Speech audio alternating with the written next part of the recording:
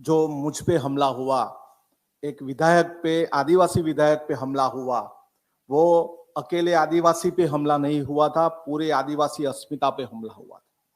7 सालों से आदिवासी के प्रश्न के लिए आंदोलन कर रहा हूं, वो चाहे कस्टोडियल डेथ हो, भारतमाला प्रोजेक्ट हो, और मुंबई दिल्ली कॉरिडोर का प्रोजेक्ट हो, या Par Tapi Narmada river link project का विरोध हो। पारिक तरीके से हमारा आंदोलन रख रहे हैं, लेकिन ये हमला पूरी आदिवासी अस्मिता के खिलाफ है, पूरी आदिवासी अस्मिता पे हमला है।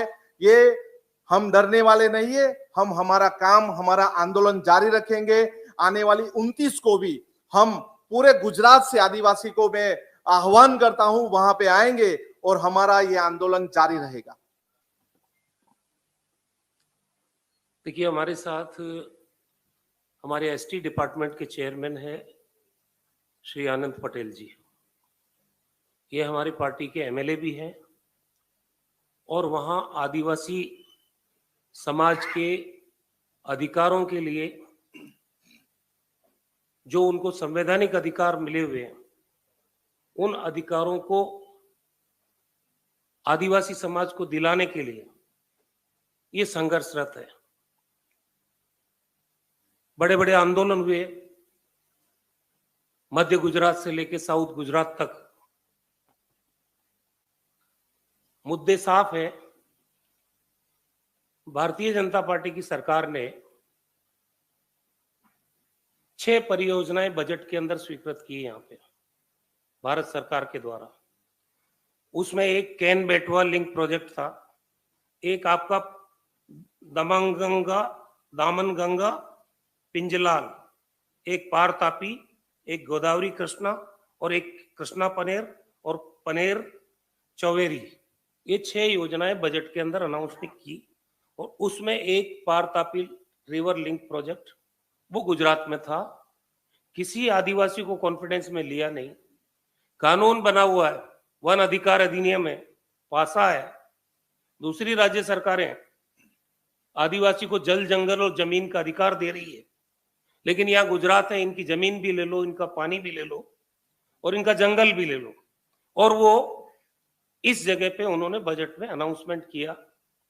उसका विरोध हुआ पूरे गुजरात के अंदर और विरोध में गांधीनगर तक गिरफ्तारियां हुई। कांग्रेस पार्टी ने भी गिरफ्तारी दी और पूरे मध्य जोन और साउथ जोन के अंदर आंदोलन हुए। कई जगह पुलिस अत्याचार हुए, लाठीचार्ज हुआ, सब तरह की घटनाएं हुई। जब चुनाव नजदीक आ गया गुजरात का, तब इन लोगों को डर लगा, बीजेपी वालों को, कि ये मुद्दा बड़ा बन सकता है, तो इसको रोल बैक कर लेते हैं। पहले वहां प्रधानमंत्री जी की रैली तय की गई।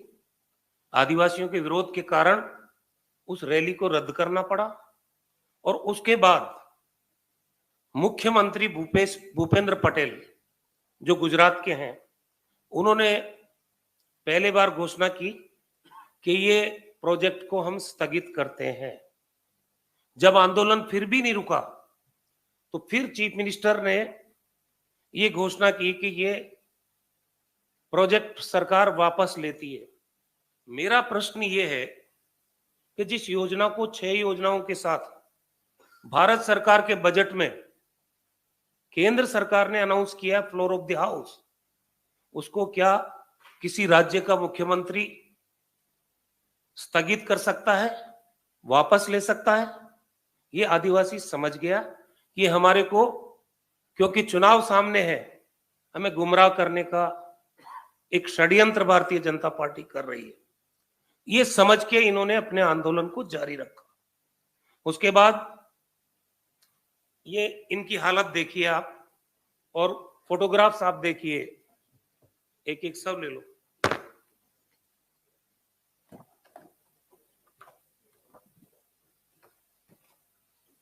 एक मिनट,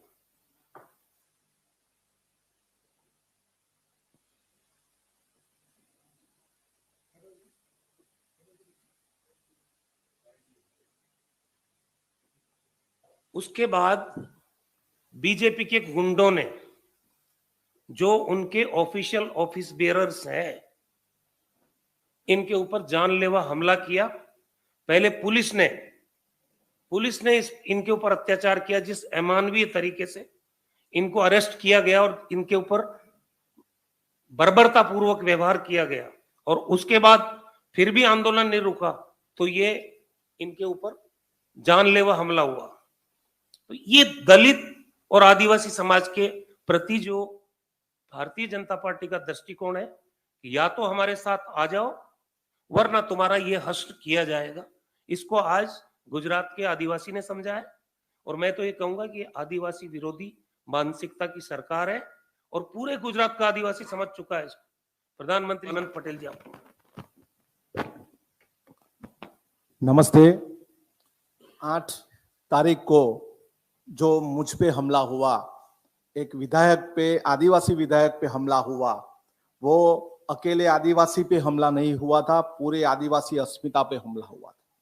7 सालों से आदिवासी के प्रश्न के लिए आंदोलन कर रहा हूं, वो चाहे कस्टोडियल डेथ हो, भारतमाला प्रोजेक्ट हो, और मुंबई दिल्ली कॉरिडोर का प्रोजेक्ट हो, या Par Tapi Narmada river link project का विरोध हो। Par Tapi Narmada river link project में 14 रैलियां की, पूरे गुजरात में जहां जहां से ये प्रोजेक्ट हो रहा था, डैम प्रोजेक्ट हो रहा था, उसका हमने विरोध किया। हम विकास के विरोधी नहीं है, लेकिन जड़ जंगल जमीन का इश्यू जो आदिवासी का है, और उस जड़ जंगल जमीन पे जो हमला हो रहा है, आदिवासी अस्मिता पे जो हमला हो रहा है, उसके ऊपर हमने साउथ गुजरात में जोरदार विरोध किया।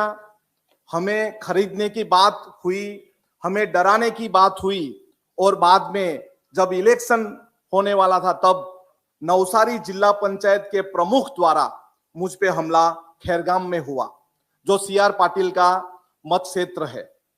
मीटिंग में जा रहा था और संघर्ष यात्रा की पूर्व तैयारी के लिए जा रहा था, तब आदिवासी के लिए क्यों काम कर रहे हो, आदिवासी की जड़ जंगल जमीन के लिए क्यों काम कर रहे हो, आदिवासियों के लिए क्यों प्रोटेक्ट कर रहे हो, इस हिसाब से मुझे मारा गया।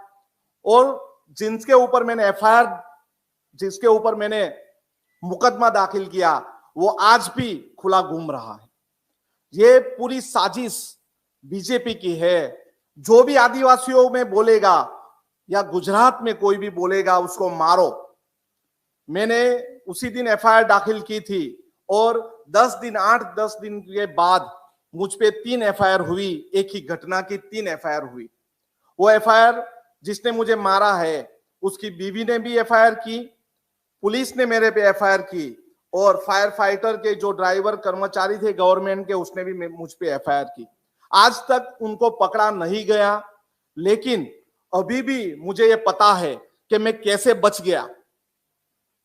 40 से 50 आदमी जो बीजेपी के थे, उसमें जिला पंचायत का प्रमुख भी वहां पे शामिल था, लेकिन आज तक उसको पकड़ा नहीं गया, क्योंकि ये पूरा जो किस्सा हुआ है वो सीआर पाटिल ने करवाया है। अगर एक आदिवासी लीडर को डराया जाएगा तो सभी आदिवासी डरेंगे, लेकिन हम डरने वाले नहीं है। आदिवासी की जड़ जंगल जमीन के लिए, आदिवासी के प्रोजेक्ट जो उसकी जड़ जंगल जमीन लूट रहे हैं, उसके खिलाफ हमारा आंदोलन जारी रहेगा। आने वाली 29 को मैं पूरे गुजरात में से आदिवासियों को बुलाऊंगा और वहां पे मैं आंदोलन करना चाहूंगा। हमारे पे हुई एफआईआर अगर नहीं ली जाए, और नवसारी डिस्ट्रिक्ट जो आदिवासी डिस्ट्रिक्ट है, उसमें जो जिला पंचायत अध्यक्ष है भिखूभाई, उसको बर्खास्त नहीं किया जाएगा, तो 29 को पूरा घेराव हम करेंगे। क्योंकि ये पूरी साजिश है डराने के लिए, आदिवासियों को डराने के लिए, और पूरी जड़ जंगल जमीन लूटने के लिए। क्योंकि ये आंदोलन बड़ा है, और ये आंदोलन अभी इसीलिए उसको स्थगित किया गया, क्योंकि इलेक्शन के बाद ये आंदोलन जारी न रहे, इसीलिए स्थगित किया गया है।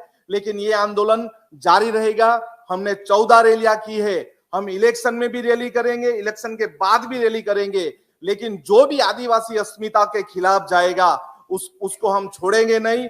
वो हम हमारी जड़ जंगल जमीन, आदिवासी अस्मिता को बचाने के लिए कुछ भी करेंगे। कुछ भी हो जाए, मुझे कुछ भी हो जाए अगर, तो उसका पूरा जिम्मेवार बीजेपी का अध्यक्ष होगा, क्योंकि उसने मेरे पे हमला किया है, आदिवासी अस्मिता पे हमला किया है, पूरे आदिवासियों पे हमला किया है। लेकिन जो हमारी जड़ जंगल जमीन है, जो हमारा पैसा है, अभी भी एक नया कानून जो जंगल जमीन का बनाया गया है, उसमें भी जो ग्राम सभा को जितने पावर दिए गए हैं वो पावर छीन लिए हैं।